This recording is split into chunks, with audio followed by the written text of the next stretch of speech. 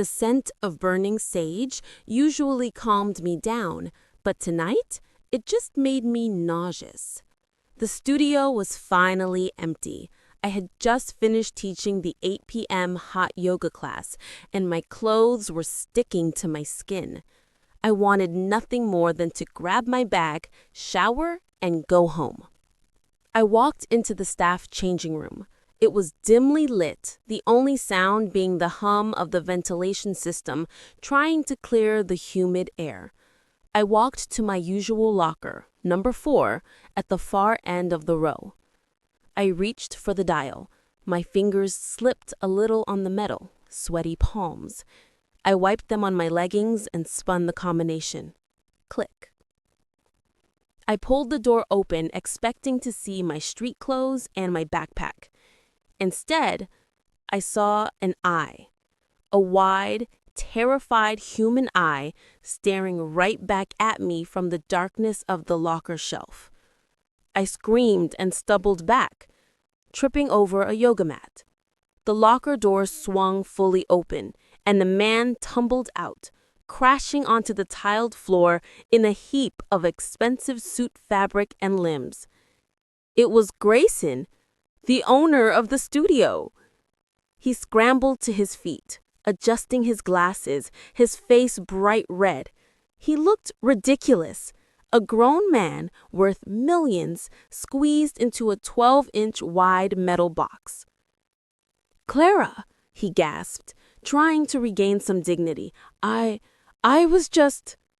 My shock turned into cold, hard rage. "You were what, Grayson? Checking the feng shui inside my locker?" "I was inspecting the hinges," he stammered, sweating profusely.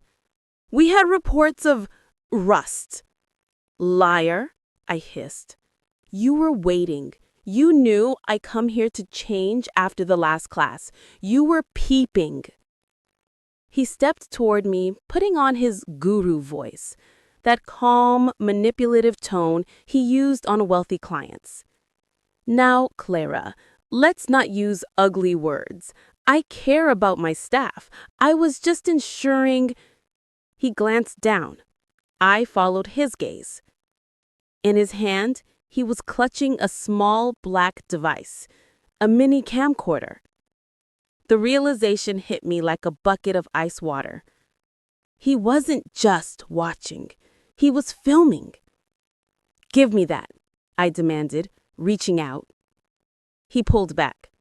"You're tired, Clara. You're imagining things. Go home." He tried to push past me toward the exit. I didn't think. I just reacted. As he squeezed past the open locker door, I shoved him, hard. Grayson lost his balance and fell backward, right back into the open locker. I slammed the door shut. To be continued.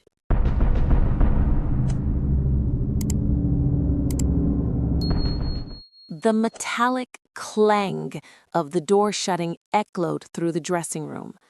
I jammed the padlock hasp closed and spun the dial. "Clara!" Grayson's muffled voice screamed from inside. "Open this door! Do you know who I am?"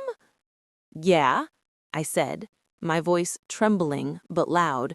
"You're a predator, Grayson." He started banging on the metal. "I will fire you. I will sue you. Open this damn door."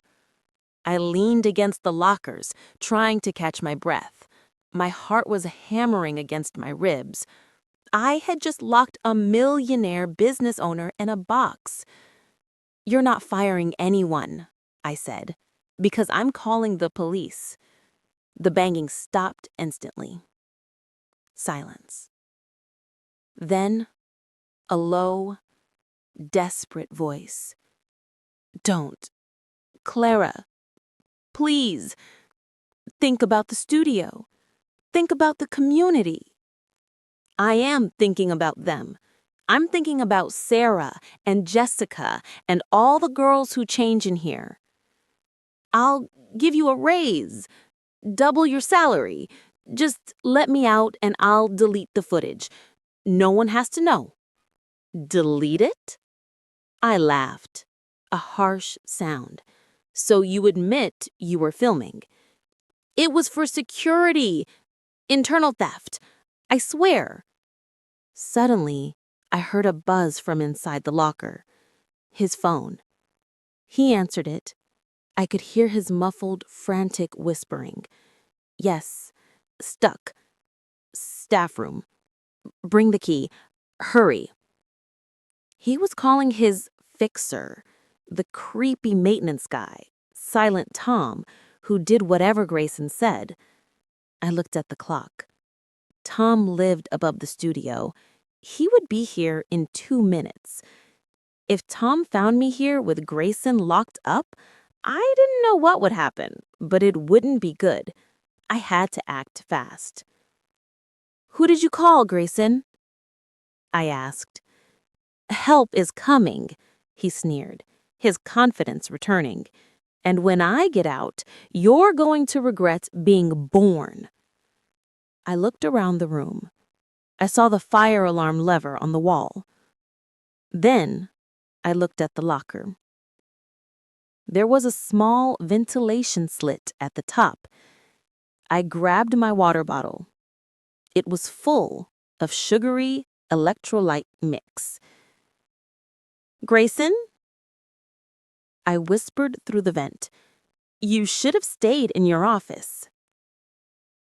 I poured the entire sticky purple liquid through the vent. He shrieked like a banshee. My suit! My eyes! I pulled the fire alarm. The sirens began to wail, deafeningly loud. The automatic sprinklers hissed and popped open. Water damage wipes SD cards, right? I shouted over the alarm. I grabbed my bag and ran out the back door into the cool night air, just as I saw Tom's truck pull into the parking lot. The police arrived 5 minutes later. They found the owner of the city's most exclusive yoga studio soaking wet, covered in purple goo, locked in a box with a camera full of illegal footage. He didn't just lose his studio. He lost his freedom. Namaste, Grayson.